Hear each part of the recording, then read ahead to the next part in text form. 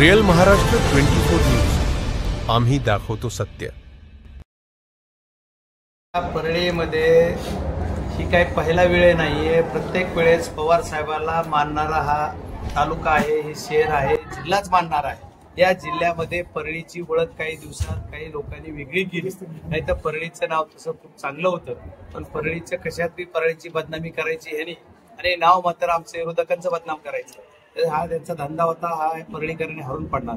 परळीच्या जनतेला लोकसभेची निवडणूक असेल किंवा विधानसभेची निवडणूक असेल, प्रत्येक निवडणुकीमध्ये तर यांना जे करायचं होतं ते आम्हाला काही केलं तरी आमच्या बाजूने मतदान करायचं होतं, पण या दादागिरीनं दहशतीनं हे करता आलं नाही।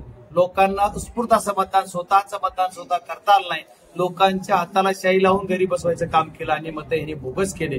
हा उघड्या डोळ्यानं अख्ख्या महाराष्ट्रानं देशानं हा परळीचा जी काही माहोल होता ते बघितलेला। त्याच्यामुळे आजच्या परिस्थितीमध्ये परळीच्या लोकांना माहित आहे की त्यांना स्वतःला मतदान करायची संधी आता मिळणार आहे।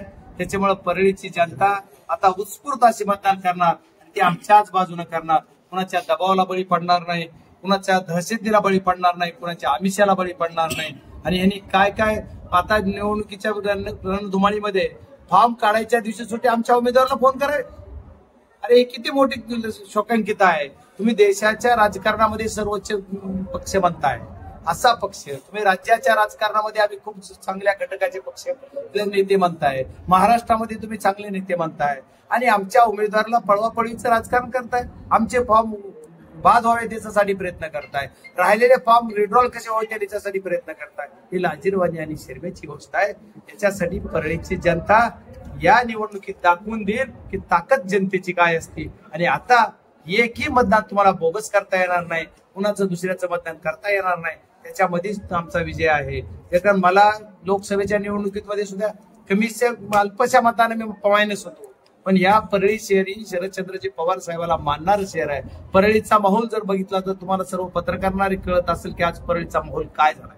त्याच्यामुळे आता कोण काय करणार, कोण बैठका घेणार, कोण सभा घेणार, काय बोलणार, याच्यासाठी परळीत राहावं लागतंय। मुंबईहून दिल्लीहून येऊन बैठका घेऊन उपयोग नाहीये, त्याला परळीतच राहावं लागतंय। आमचा नगराध्यक्ष परळीतच राहणार आहे, परळीतलाच आहे। मी खासदार म्हणून सुद्धा परळीमध्ये खासदार झाल्यानंतर सुद्धा प्रचंड वेळेस येतोय, सर्वांच्या समस्या जाणून घेतोय। आतापर्यंत आम्हाला स्ट्रक्चर उभं करताना खूप अडचण आली, पण या निमित्तानं आज नगर परिषदेच्या माध्यमातून आमच्या पक्षाचं स्ट्रक्चर उभं केलंय आणि आम्ही आमच्या पक्षाचा झेंडा नगर पंचायतवर लावणार म्हणजे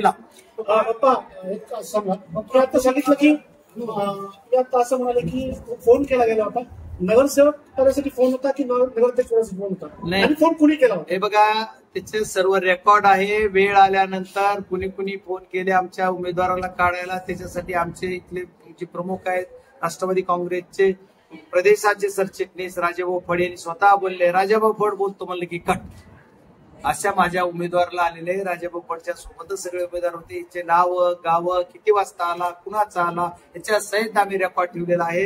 वेळ आली की आम्ही ते पण बाहेर काढू।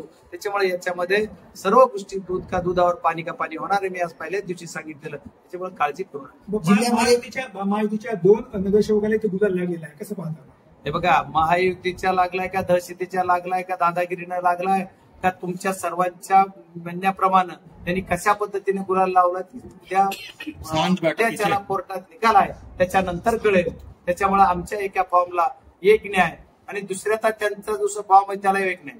ज्यांना निरंक लिहिलेला एक फॉर्म लाटकर नावाचा आहे, लाट्या किती दिवस झाला त्याला सांगितलं लोकसभेला तोच, विधानसभेला तोच, नगर परिषदला तोच। जर मनानं बदलून गेला तर ठीक, नाही तर त्याची काय कार्यक्रम करायचा तो मी खासदार म्हणून सुद्धा करल।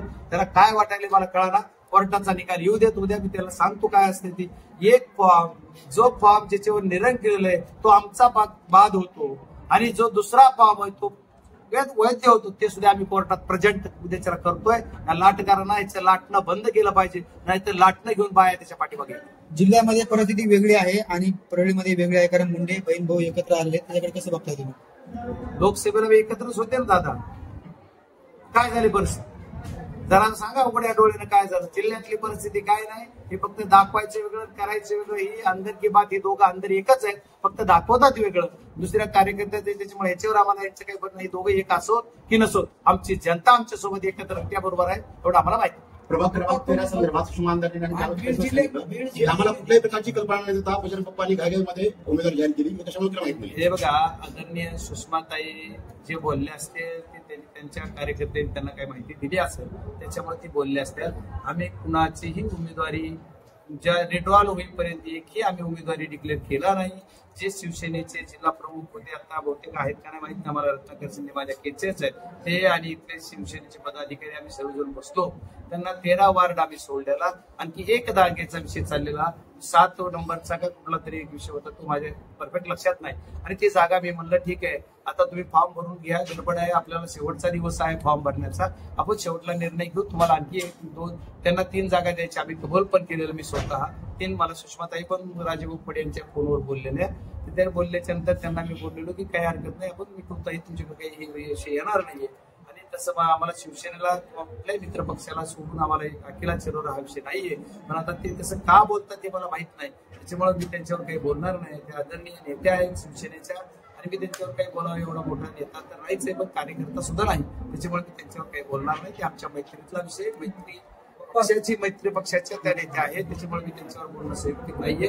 परळी मधला विषय नाही, हा महाराष्ट्रातला विषय आहे, त्याच्यामुळे मी त्या महाराष्ट्रातल्या विषय महाराष्ट्रातल्या नेते आहेत त्यांच्यावर बोलावं असं मला वाटतं. पंकजा मुंडे यांच्या गर्जे यांच्या पत्नींनी आत्महत्या केलेली आहे आणि त्यांच्या पत्नीच्या कुटुंबियांकडून देखील आरोप करण्यात आलेले, कसं बघता याच्याकडे? हे बघा, हा विषय समजून घेऊन बोललं पाहिजे. ठीक आहे, माझ्या भगिनीचा जीव गेलेला आहे, त्याच्यामुळे या भगिनीच्या आत्म्याला शांती मिळाली पाहिजे, तिला न्याय मिळाला पाहिजे. पण तिने आत्महत्या का केली याची पार्श्वभूमी समजल्याशिवाय तुमच्यासमोर काही बोलणं संयुक्तिक होणार नाहीये. ते कोणाचा पीए होता म्हणून किंवा काय म्हणून नाहीये, असं राजकारण मी करत नाहीये. त्यांची मला पूर्ण सगळं माहिती मिळू दे, त्याच्यानंतर मी बोलतो. ओके.